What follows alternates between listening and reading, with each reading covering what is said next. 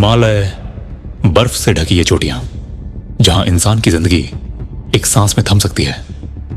यहां की घाटियों में एक रहस्य सदियों से छुपा है। एक ऐसा रहस्य जिसे कोई जान नहीं पाया, और जिसने भी जानने की कोशिश की कभी लौट कर नहीं आया। लोग इसे ज्ञानगंज कहते हैं, कुछ इसे अमर लोग बताते हैं, तो कुछ कहते हैं कि ये सिर्फ एक कल्पना है। लेकिन सच क्या है, ये कोई नहीं जानता। सालों से साधु, यात्री और खोजी दल इस रहस्य की ओर बढ़े। कई नाम गायब हो गए, कई कहानियां अधूरी रह गईं, और कई बार सिर्फ टूटा सामान या अधमरे निशान वापस मिले। फिर एक दिन 4 लोग निकलते हैं इस बर्फीले रहस्य की ओर। हर एक का अपना मकसद है। किसी को विज्ञान की तलाश, किसी को रोमांच चाहिए, और किसी को सिर्फ ये साबित करना कि ज्ञानगंज सच है। लेकिन उन्हें नहीं पता था कि आगे का रास्ता सिर्फ बर्फ और मौत से भरा है। कहानी यहीं से शुरू होती है। 4 लोग, 4 मकसद, लेकिन मंजिल एक ही, ज्ञानगंज की खोज। पहला था आरव मेहरा, दिल्ली का मशहूर पर्वतारोही। उसने दुनिया की कई ऊंचाइयां छुई थीं, लेकिन हिमालय की गहराई में छुपे रहस्य को जानने की ललक उसे यहां खींच लाई। उसका मानना था, अगर ज्ञानगंज सच में मौजूद है तो मैं पहला इंसान बनूंगा जो उसे कैमरे में कैद करेगा। दूसरी थी रिया सेन, डॉक्यूमेंट्री फिल्म मेकर। वो कैमरे के पीछे खड़ी होकर कहानियां गढ़ती थी, लेकिन इस बार वो किसी अफसाने को फिल्म नहीं बना रही थी। उसकी ख्वाहिश थी कि दुनिया को दिखाया जाए कि मिथक और वास्तविकता के बीच की रेखा कितनी धुंधली होती है। तीसरा सदस्य था डॉक्टर कबीर शर्मा, एक वैज्ञानिक जो लोक कथाओं को कभी गंभीरता से नहीं लेता था। उसका मानना था, ज्ञानगंज कोई जादुई जगह नहीं, बल्कि एक भूगोलिक रहस्य है जिसे विज्ञान से समझाया जा सकता है। लेकिन उसके भीतर कहीं ना कहीं एक छुपी जिज्ञासा भी थी। क्या वाकई ऐसा कोई स्थान है जहां जाने वाला लौटता नहीं? और चौथा था तंजीम, एक स्थानीय गाइड। हिमालय के रास्तों को अपनी हथेली की लकीरों की तरह पहचानता था। कहा जाता था कि उसने कई विदेशी टीमों को इस रहस्य की ओर ले जाया, लेकिन कोई वापस ना आया।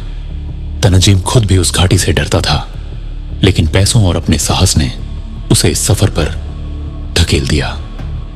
चारों ने मिलकर अपने बैग तैयार किए। ऑक्सीजन सिलेंडर, रस्सियां, कैमरे, खाने का सामान और सैटेलाइट फोन। हर कोई तैयार था, या शायद उन्हें लगता था कि वो तैयार हैं। सर्द हवाएं चल रही थीं। पहाड़ों की चोटियां सफेद चादर में ढकी हुई थीं। नीचे बसा गांव मानो इस सफर से उन्हें रोकना चाहता हो। गांव के बूढ़े लोग कहते रहे, उस घाटी की तरफ मत जाना, वहां सिर्फ खामोशी और मौत है। लेकिन इन चारों ने चेतावनी को नजरअंदाज कर दिया। उनके लिए यह सफर सिर्फ एक यात्रा नहीं था, यह एक जुनून था। और फिर एक ठंडी सुबह उन्होंने बर्फीली हवाओं को चीरते हुए कदम आगे बढ़ा दिए। उन्हें नहीं पता था कि उनका हर कदम उन्हें अंधेरे रहस्य की ओर ले जा रहा है, एक ऐसी घाटी की ओर जहां से लौटना किसी के नसीब में नहीं लिखा। हिमालय की गोद में उनका सफर शुरू हुआ। नीले आसमान के नीचे बर्फ की मोटी चादर थी, और ठंडी हवाएं उनके कपड़ों को चीरती जा रही थीं। शुरुआत में सब सामान्य लगा। आरव आत्मविश्वास से आगे बढ़ रहा था। रिया अपने कैमरे से हर दृश्य कैद कर रही थी। कबीर बार बार नक्शे और कंपास की ओर देखता, मानो विज्ञान और गणना से हर रहस्य को हल करना चाहता हो। और तंजीम चुपचाप रास्ता दिखा रहा था, लेकिन उसकी आंखों में एक अनकहा डर था। जैसे जैसे वो आगे बढ़े, मौसम अचानक बदलने लगा। कुछ ही पलों में आसमान काला हो गया। तेज बर्फीली आंधियां चलने लगीं। सर्दी इतनी कड़वी थी कि दस्ताने पहने हाथ भी सुन्न पड़ गए। आरव चिल्लाया, ये तो बस शुरुआत है। हिमालय हमें परख रहा है, हमें इससे डरना नहीं। लेकिन रिया ने कैमरा नीचे कर दिया। उसकी उंगलियां जम चुकी थीं, लेंस पर बर्फ जमने लगी थी। उसके चेहरे पर साफ डर लिखा था। तंजीम ने रुककर कहा, यह हवा सामान्य नहीं है, यह वो घाटी है। यहां मौसम इंसानों की समझ से बाहर है। कबीर हंसा। मौसम का कोई रहस्य नहीं होता, बस प्रकृति के नियम है। विज्ञान हर चीज समझा सकता है। लेकिन उसी पल आसमान से इतनी भारी बर्फ गिरने लगी कि उनका रास्ता छुप गया। सामने सिर्फ सफेद धुंध थी। कोई दिशा नहीं, कोई निशान नहीं। उनके कदम अब धीमे पड़ने लगे। हर सांस लेना मुश्किल हो रहा था। ऑक्सीजन सिलेंडरों की सुई धीरे धीरे नीचे गिर रही थी। और तभी तंजीम अचानक रुक गया। उसने बर्फ की ओर इशारा किया। वहां जमीन पर कुछ दिखाई दिया, एक टूटी हुई रस्सी और जंग खाया हुआ आइसेक्स। रिया ने कांपती आवाज में पूछा, ये किसका हो सकता है? तनजीम ने धीमी आवाज में जवाब दिया, शायद उन लोगों का जो पहले यहां से गुजरे थे और कभी लौट कर नहीं आए। चारों के बीच खामोशी छा गई। बर्फीली हवाओं की आवाज ही अब एकमात्र साथी थी। उन्हें पता नहीं था, यह तो बस आगाज था।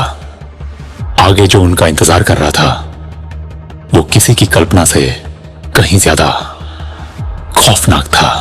बर्फीली आंधियां थमने का नाम ही नहीं ले रही थीं।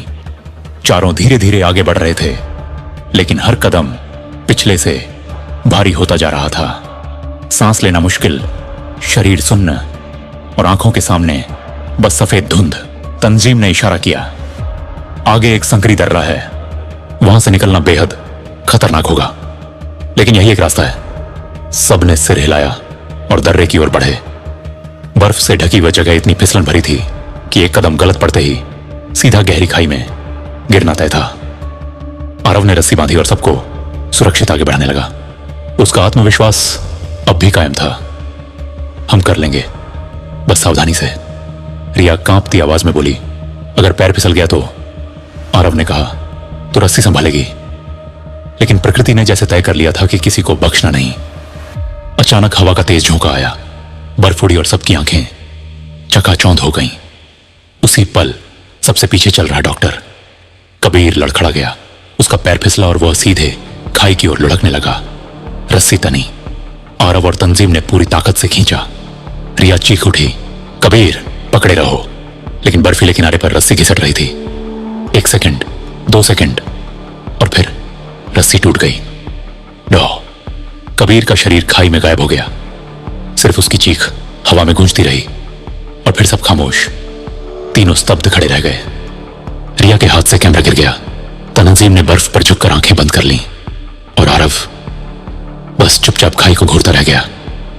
उस पल उन्हें समझ आ गया कि कोई साधारण सफर नहीं था। यहां का मौसम इंसान की ताकत से कहीं ऊपर था और ये उनकी पहली मौत थी, लेकिन आखिरी नहीं। डॉक्टर कबीर की मौत ने सबको हिला दिया था। अब 3 लोग बचे थे, आरव, रिया और तंजीम। लेकिन लौटने का सवाल ही नहीं था। वो घाटी इतनी गहरी आ चुकी थी कि पीछे जाना भी अब असंभव था। बर्फीली हवाएं लगातार गरज रही थीं। आगे बढ़ते बढ़ते अचानक सामने एक ढलान आया, जहां बर्फ के बीच एक अजीब सी जगह दिखी, मानो किसी ने यहां बहुत पहले डेरा डाला हो। तंजीम बोला, यह कोई पुराना पड़ाव लगता है, शायद कोई अभियान दल यहां रुका होगा। तीनों ने बर्फ साफ की ओर देखा। टूटे तंबू, जंग लगे बर्तन और आधा दबा हुआ बैग। रिया ने बैग खोला तो अंदर से एक पुरानी डायरी निकली। उसने कांपते हाथों से पन्ने पलटे। शब्द धुंधले थे, लेकिन कुछ पंक्तियां साफ पढ़ी जा सकती थीं। हम कई दिनों से यहां फंसे हैं। मौसम थमने का नाम नहीं ले रहा। खाना खत्म हो चुका है। हम में से 2 लोग बर्फ में दफन हो गए। अगर कोई डायरी पढ़ रहा है तो समझ लो इस रास्ते से वापस लौटना नामुमकिन है। रिया का चेहरा पीला पड़ गया। उसने डायरी आरव को थमा दी। आरव ने गहरी सांस ली और धीमी आवाज में कहा, ये वही लोग होंगे जिनका सामान हमें रास्ते में मिला था। तंजीम ने इधर उधर नजर दौड़ाई। इनका कोई भी जीवित नहीं बचा। यह जगह ही कब्रिस्तान है। चारों तरफ सन्नाटा था। सिर्फ हवाओं की चीख और बर्फ की किरकिराहट सुनाई दे रही थी। रिया के कैमरे की बैटरी ठंड से जम चुकी थी। उसने उसे बैग में रखा और बुदबुदाई, हम भी शायद उसी कहानी का हिस्सा बन रहे हैं। आरव ने उसकी ओर देखा। आंखों में दृढ़ता तो थी, लेकिन भीतर कहीं एक डर अब खुलकर दिखने लगा था। फिर वो तीनों उस वीरान पड़ाव से आगे बढ़ गए, लेकिन उनके दिलों में अब ये बात गहराई तक उतर चुकी थी कि जो राह उन्होंने चुनी है उसका अंत शायद मौत ही है। रात घिर आई थी। बर्फीली आंधियां अब और भी तेज हो चुकी थीं। तीनों ने किसी तरह एक तंबू गाड़ा और उसके भीतर खुद को छिपाया। तंबू के बाहर हवाएं इतनी तेज थीं कि लगता था जैसे कोई अंधा तूफान सब कुछ उखाड़ देगा। अंदर तीनों के बीच खामोशी पसरी हुई थी।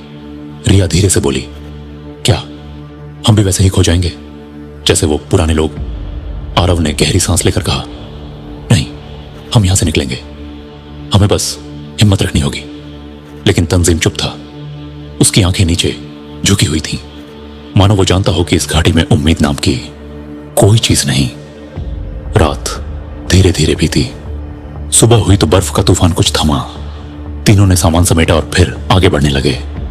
लेकिन चलते चलते तंजीम अचानक रुक गया। उसने दूर इशारा किया, वो देखो, बर्फ की मोटी तह में आधा दबा हुआ एक इंसानी ढांचा पड़ा था। उसके कपड़े फटे थे और हड्डियां बर्फ से चिपकी हुई थीं। रिया चीख पड़ी और पीछे हट गई। आरव ने जबरन उसे संभाला। तंजीम ने कांपते हुए कहा, यह वही रास्ता है जहां से कोई कभी नहीं लौटा। उन्होंने उस जगह से नजरें फेर लीं और तेज कदमों से आगे बढ़ने लगे।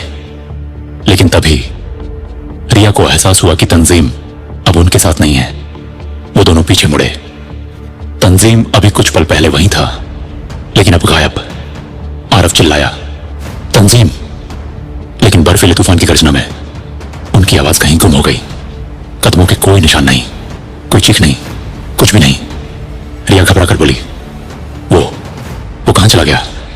अब यहीं तो था। आरव ने चारों ओर देखा। बस अनंत बर्फ फैली थी। तंजीम का कोई निशान नहीं। दो लोग अब रह गए थे, रिया और आरव। और उनके दिल में एक ही सवाल, क्या तंजीम सच में बर्फ में दब गया या इस बेरहम घाटी ने उसे भी निगल लिया? अब सिर्फ दो लोग बचे थे, आरव और रिया। तंजीम की गुमशुदगी ने उनके भीतर से आखिरी उम्मीद भी खा ली थी। बर्फीली घाटी अब और भी बेरहम हो चुकी थी। दिन और रात का फर्क मिट गया था। कभी अचानक अंधेरा छा जाता, कभी धूप बिना चेतावनी के आंखों को जला देती। मौसम पागल हो चुका था। उनके पास का सामान अब लगभग खत्म हो गया था। खाने के पैकेट बर्फ में जम चुके थे। पानी की बोतलें बर्फ बन गई थीं। रिया ने एक बोतल को आग की हल्की लौ पर पिघलाने की कोशिश की, लेकिन लौ खुद ठंड से बुझ गई। उसने कांपते होठों से कहा, हम अब ज्यादा देर नहीं टिक पाएंगे। आरव ने उसे सहारा देने की कोशिश की, बस थोड़ी और हिम्मत, शायद आगे कोई सुरक्षित जगह मिल जाए। लेकिन वो दोनों जानते थे कि यह सिर्फ दिलासा था। हर कदम पर उनका शरीर कमजोर पड़ रहा था। ऑक्सीजन की कमी से सांस लेना भारी हो गया था। रिया का कैमरा पूरी तरह बंद हो चुका था। वो उसे हाथ में लिए बर्फ पर बैठ गई और धीमे स्वर में बोली, मैं सोचती थी यहां आकर कोई सच्चाई कैमरे में कैद कर लूंगी, लेकिन शायद हमारी मौत ही इस कहानी का आखिरी हिस्सा होगी। आरव ने उसकी तरफ देखा। उसकी आंखें लाल हो चुकी थीं, होंठ नीले। फिर भी वह आगे बढ़ने की कोशिश कर रही थी। लेकिन बर्फ की इस अनंत दुनिया में आगे था ही क्या? सिर्फ हवा की गड़गड़ाहट, हड्डियां चीरती ठंड और मौत की दस्तक। हर दिशा एक जैसी लग रही थी। कोई रास्ता नहीं, कोई निशान नहीं, बस अंतहीन सफेद खामोशी। उन दोनों को अब समझ आ गया था, यह सफर अब किसी मंजिल तक पहुंचने का नहीं, बल्कि धीरे धीरे मौत को गले लगाने का था। रिया अब और नहीं चल पा रही थी। उसके पैर बर्फ में धंसकर पत्थर जैसे जम चुके थे। वो बर्फ पर बैठ गई और फुसफुसाते हुए बोली, आरव, मैं नहीं कर सकती, बस यहीं। आरव ने उसे खींचने की कोशिश की। उसकी आवाज में अब भी जिद थी, नहीं, उठो, अगर रुक गए तो सब खत्म हो जाएगा। लेकिन वो दोनों जानते थे ये रास्ता कभी खत्म होने वाला नहीं। ठंडी हवा अब चाकू की धार बनकर उनके शरीर को काट रही थी। आसमान से गिरती बर्फ इतनी भारी हो चुकी थी कि सामने 5 कदम दूर तक भी देखना नामुमकिन हो गया था। रिया ने अचानक अपना कैमरा आरव के हाथ में थमा दिया। उसकी आंखों में अब सिर्फ एक अजीब सी शांति थी। इसे बचा कर रखना, शायद कोई कभी देख सके कि हम यहां थे। आरव ने कांपते हाथों से कैमरा लिया, लेकिन अगले ही पल एक तेज बर्फीला तूफान उठा। हवा ने उन्हें धक्का दिया और आरव का संतुलन बिगड़ गया। कैमरा उसके हाथ से छूटकर बर्फ में कहीं गायब हो गया। रिया ने कोई प्रतिक्रिया नहीं दी। वो बस बर्फ पर लेट गई। उसकी सांसें धीमी होती चली गईं। आरव ने उसे झकझोरने की कोशिश की। रिया, उठो उठो। लेकिन उसकी आंखें अब स्थिर हो चुकी थीं। आरव अब अकेला था पूरी घाटी में। बस वही और मौत की ठंडी चुप्पी। उसने बर्फ में आगे बढ़ने की आखिरी कोशिश की। हर कदम पर उसके शरीर का वजन कम होता गया। सांस लेना अब नामुमकिन था। और फिर अचानक उसका पैर फिसला। वो एक गहरी दरार में गिरता चला गया। चारों तरफ बस सफेद धुंध, ठंडी हवा और अंतहीन खामोशी। उसकी चीखें भी बर्फ ने निगल ली। आरव अब पूरी तरह अकेला था। उसके सामने सफेद अंधेरा फैला था। बर्फ, धुंध और ठंडी हवा का ऐसा जाल जिससे बाहर निकलना नामुमकिन था। उसने सोचा शायद किसी दिशा में चलते रहने से रास्ता मिल जाए, लेकिन यहां दिशा जैसी कोई चीज थी ही नहीं। हर तरफ वही बर्फ, वही तूफान, वही मौत की खामोशी। उसके होंठों से खून निकल रहा था। सांसें टूट टूट कर आ रही थीं। फिर भी वो लड़ता रहा। मैं हार नहीं मानूंगा, वो बुदबुदाया। लेकिन जैसे ही उसने आगे कदम बढ़ाया, बर्फ के नीचे जमीन अचानक धंस गई। वो एक गहरी खाई में गिर गया। कुछ पल तक उसका शरीर नीचे फिसलता रहा, फिर धड़ाम से एक बर्फीली सतह पर आ गिरा। सिर फट चुका था। आंखों के सामने धुंधला अंधेरा छाने लगा। उसने कोशिश की आसमान की तरफ देखने की, लेकिन ऊपर से गिरती बर्फ ने उसे पूरी तरह ढकना शुरू कर दिया। धीरे धीरे उसका शरीर बर्फ में दफन होने लगा। आरव की आखिरी सांसों की आवाज भी गायब हो गई। अब वहां सिर्फ अंतहीन बर्फ थी। कोई आवाज नहीं, कोई कदमों के निशान नहीं, और टीम का कोई भी सदस्य कभी वापस नहीं आया। ज्ञानगंज वहीं का वहीं रह गया। एक ऐसा रहस्य जिसे इंसान ने छूने की कोशिश तो की, लेकिन उसकी सजा थी गायब हो जाना। कुछ महीने बाद बाहर की दुनिया ने सुना कि उस हिमालयी घाटी में भेजी गई टीम कभी लौटी ही नहीं। उनके कैमरे, बैग और उपकरणों में से कुछ टूटा फूटा सामान मिला, लेकिन टीम के सदस्यों का कोई भी निशान नहीं। ना तो शरीर, ना ही कोई संकेत। लोकप्रिय मीडिया में चर्चा हुई, क्या ज्ञानगंज सच में मौजूद है? कुछ लोग कहते हैं कि यह सिर्फ मिथक है। कुछ कहते हैं कि प्रकृति ने अपनी ताकत से इंसानों को रोक दिया। लेकिन जो चीज हर किसी के लिए सच्ची थी, वो यह कि वहां जाने वाला कभी लौटकर नहीं आया। और जो रहस्य वहां छुपा है, वो अब भी बर्फ और धुंध के बीच दबा हुआ है। ज्ञानगंज एक ऐसा रहस्य जिसे खोजने की हिम्मत करने वाला इंसान अपने आखिरी कदम तक अकेला रहता है। और शायद यही इसकी सबसे बड़ी सच्चाई है। यह रहस्य हमेशा रहस्य ही रहेगा।